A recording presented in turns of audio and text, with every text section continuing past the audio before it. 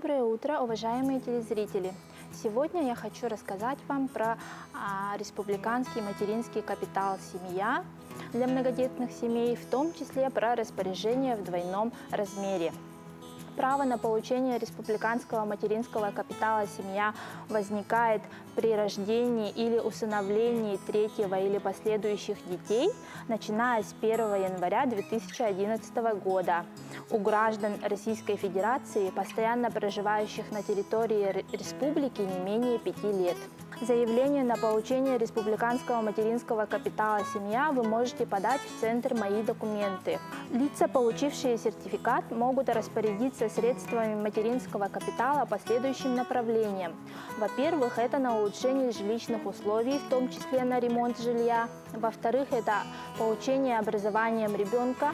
А в-третьих, это оказание высокотехнологичной медицинской помощи ребенку. В-четвертых, приобретение транспортного средства для семьи. И в-пятых, на развитие личного подсобного хозяйства семьи. Распорядиться средствами материнского капитала можно по частям, по нескольким направлениям сразу, одновременно. С этого года материнский капитал можно использовать в двойном размере.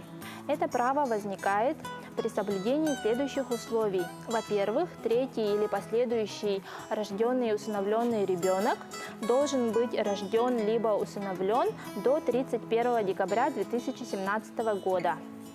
Во-вторых, нужно отказаться от права получения бесплатного земельного участка для многодетных семей до 31 декабря этого года обязательно. Отказаться от земельного участка можно через портал государственных и муниципальных услуг Е-Якутия. В-третьих, средства материнского капитала не должны быть ранее использованы, либо использована только часть в размере 15 тысяч рублей как единовременная выплата. В-четвертых, средства материнского капитала, используемые в двойном размере, должны быть использованы только для улучшения жилищных условий, но не включая ремонт жилья. Например, на оплату строительных работ по строительству жилого дома, либо на погашение процентов по ипотеке приобретаемой квартиры, либо на оплату первоначального взноса.